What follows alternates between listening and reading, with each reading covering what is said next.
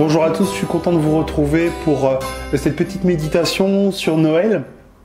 Alors, vous savez, moi j'aime beaucoup Noël, ce qu'on appelle la magie de Noël, le sapin, les guirlandes, les cadeaux, les vitrines des magasins, les vacances. J'aime beaucoup tout ça et j'ai eu la chance de grandir dans une maison où on fêtait Noël en famille, c'était un moment chaleureux et on faisait plein de choses très chouettes, d'activités, un bon repas. C'est vraiment des bons souvenirs. Et du coup, je suis vraiment toujours heureux quand arrive la période de Noël de vivre ça avec Clémence, avec nos 5 enfants. C'est toujours quelque chose de très chouette. Mais il y a des chrétiens qui n'aiment pas du tout Noël parce qu'ils sont vraiment irrités par ce côté commercial, par tout le business qui est autour de Noël, la figure du Père Noël, les trucs un peu que les chrétiens considèrent comme du paganisme autour de Noël, l'argent, le commerce, toutes ces choses-là. Et je voudrais lire un petit passage des évangiles pour réfléchir justement sur ce sujet. On est dans l'évangile de Luc chapitre 2 et on nous dit « À cette époque-là, parut un édit de l'empereur Auguste qui ordonnait le recensement de tout l'empire.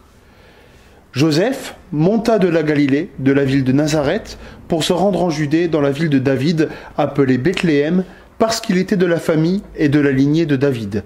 Il y alla pour se faire inscrire avec sa femme Marie, qui était enceinte.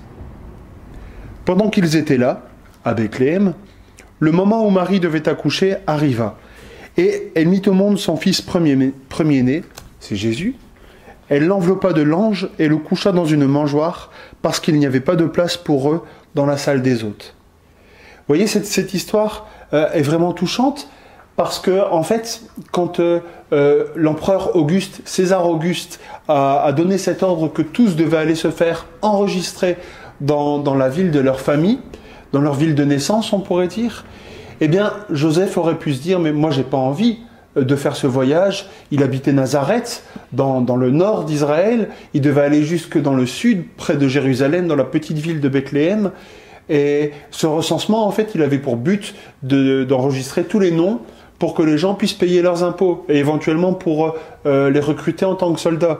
Joseph aurait pu dire, mais non, moi j'ai pas du tout envie d'aller à Bethléem, j'ai rien à faire là-bas, et puis ma femme est enceinte, pas sa femme, ma fiancée est enceinte, on va pas aller sur les routes et prendre des risques, et puis voilà, ils se retrouvent à Bethléem dans une situation vraiment inconfortable, ils doivent se sentir complètement étrangers là-bas, mais finalement, Joseph et Marie sont exactement là où ils doivent être, parce que des siècles plus tôt, le prophète Michée avait dit « Et toi, Bethléem, qui est petite parmi les villes de Juda, de toi sortira pour moi celui qui dominera sur Israël et dont l'origine remonte loin dans le passé, à l'éternité. » Autrement dit, le prophète Michée avait reçu de Dieu cette révélation que le Messie allait naître à Bethléem. Donc vous voyez, Joseph et Marie ne sont pas là où César Auguste veut qu'ils soient, ils sont exactement là où Dieu veut qu'ils soient. Parce que le projet de Dieu, c'était que le Sauveur puisse se manifester, naître à Bethléem ce jour-là, ce soir-là. Et nous, en tant que chrétiens, on pourrait, un petit peu comme Joseph et Marie, on pourrait se dire, mais cette fête de Noël, avec tout le côté commercial, les vitrines, les magasins, tout ça, eh bien, je suis étranger à tout ça. J'aime pas ça, surtout des rites païens ou des choses qui n'ont rien à voir avec ma foi.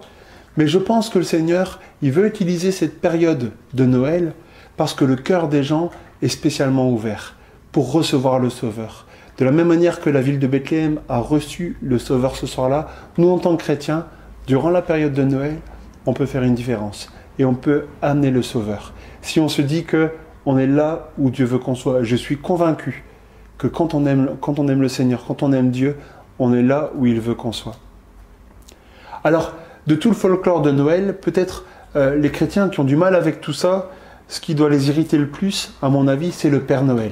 D'ailleurs, j'ai lu quelque part qu'il y a quelques années, il y a quelques décennies, des chrétiens s'étaient rassemblés, ils avaient fabriqué une immense représentation du Père Noël et ils y avaient mis le feu. Pour dire on n'est pas d'accord, le Père Noël c'est un symbole païen, c'est monstrueux, et voilà, ils ont mis le feu au Père Noël. Alors, c'était assez radical, et je pense pas qu'il y a qui que ce soit qui s'est converti au Seigneur Jésus ce jour-là, et les enfants qui étaient présents, je suis pas sûr que c'était vraiment un très bon témoignage pour eux, mais voilà, le Père Noël, ça suscite souvent le rejet, et une forme d'irritation chez les chrétiens. Pourtant, quand on y réfléchit, que représente le Père Noël? C'est une espèce de papa ou une espèce de papy, on peut dire une figure paternelle. Il est bon vivant, il est bienveillant, il distribue des cadeaux, il est affectueux, il prend les enfants dans ses bras, il est même à l'origine d'une forme de justice, puisque les enfants sages reçoivent un cadeau, tandis que les enfants méchants sont sanctionnés. Quelque part, si on gratte un peu derrière le vernis du Père Noël, avec toute l'imagerie de Coca-Cola, tout le folklore autour du Père Noël, quand on gratte un peu, eh bien, c'est finalement les qualités de Dieu, du Père qu'on retrouve. De Dieu qui a un cœur tendre, de Dieu qui aime nous prendre dans ses bras, qui veut nous consoler, qui veut nous faire du bien, de Dieu qui veut nous offrir des cadeaux et qui commence par offrir le cadeau de son amour et le cadeau de son Fils dans la mangeoire le soir de Noël. Et donc, quelque part, le Père Noël nous dit quelque chose sur notre société. Notre société a besoin du Seigneur. Notre société a besoin d'un sauveur. Plus que d'un vaccin contre le coronavirus, plus que de la paix partout dans le monde, plus que de l'amour entre tout le monde et tous ces vœux pieux qu'on peut formuler à l'époque de Noël, notre société a besoin du sauveur et ce sauveur, c'est Jésus. Notre société a besoin du Seigneur Jésus. Elle a besoin de Dieu.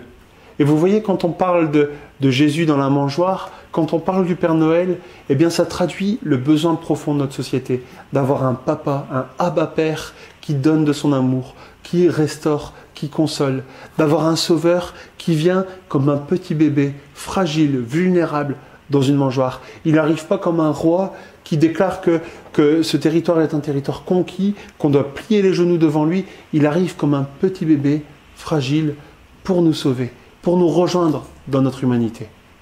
Alors, sur cette pensée, je vous souhaite un très joyeux Noël. Je vous aime fort, vous manquez beaucoup, et qu'on puisse tous, derrière cette image du Père Noël, derrière tout ce folklore qui peut parfois être énervant, qu'on puisse retrouver les qualités de notre Père, de notre Sauveur, le Seigneur Jésus. Et pour terminer, une petite chanson, je suis sûr que les enfants, notamment mes petits-neveux, vont bien aimer.